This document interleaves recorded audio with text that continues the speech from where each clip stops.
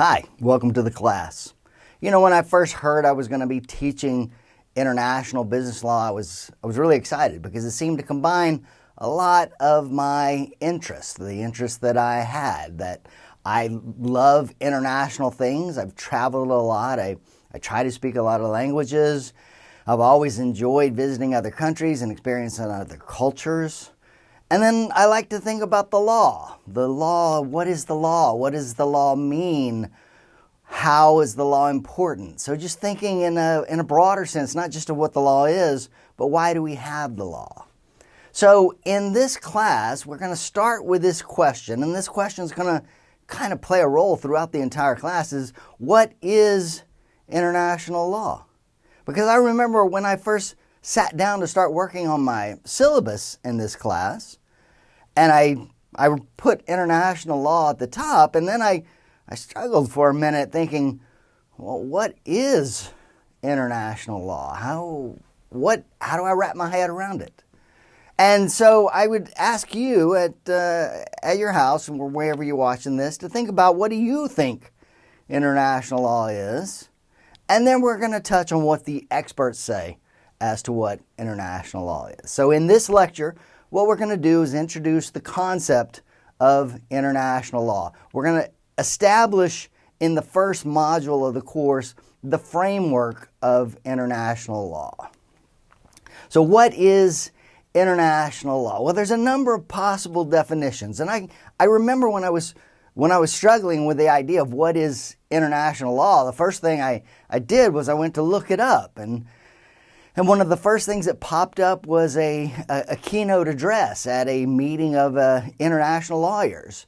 And it really struck me hard that in this case, at least, the speaker argued that international law is imaginary. It only exists to the extent that we think it exists, or we allow it to exist. Because the law, in general, is based on the idea of some sovereign imposing rules or a system of rules that set out the limits of behavior. And of course, that doesn't exist in the international context. So yes, that is a possible definition of international law, is that there's no such thing. However, we know that there are other meanings of international law, and we start with international public law. And these are the rules that govern relationships between states, countries, nations, the body of rules that governs how one country interacts with another country. And we call this international public law. And that's where we will start our journey.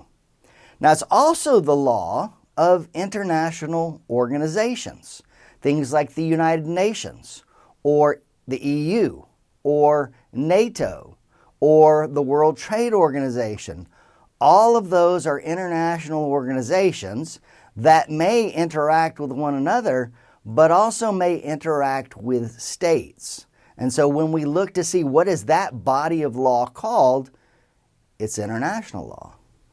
Now, it's also international trade law, the laws setting out how countries are going to treat business relationships. And so we will touch on that in here as well, the idea of international trade. How is it conducted? What is the system? What is the framework that permits international trade to occur?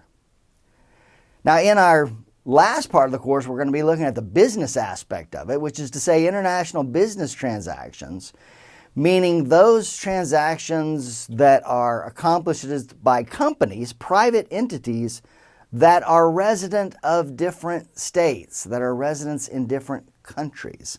So what is the body of law that governs the trade, for instance, between a company in Wichita, Kansas, and a company in Shanghai, China? If they are interacting, what is the body of law that governs, for instance, sales, the buyer and the seller, that relationship? And finally, when we talk about international law, it is also what we call comparative law, which is to say we are going to compare the legal systems of different states. And so we will touch on that in the second module of the course. So international law, a very broad field with a number of possible definitions, and we will be touching on all of these, including the allegation that international law is imaginary. So our definition is it's all of the above. All of that falls within the category of international law. Now, what are we going to cover in the class? How's the class going to work? Well, the class is broken down into 4 modules. And in the first module, we'll be establishing the framework of international business law. What are the laws that allow businesses and states to engage in international business?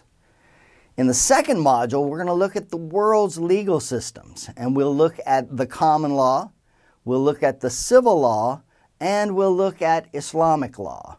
And we will compare and contrast those different systems. And you, on your exam, are going to have to be able to determine what are the differences in these, as well as what are the similarities in these different legal systems. In the second half of the course, we focus more on business, and we spend a lot of time talking about a United Nations treaty called the Convention on Contracts for the International Sale of Goods. We call that the CISG, and the CISG is a body of law that governs these international business transactions.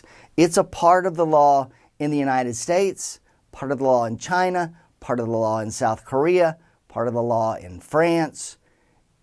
We all share the same sales law.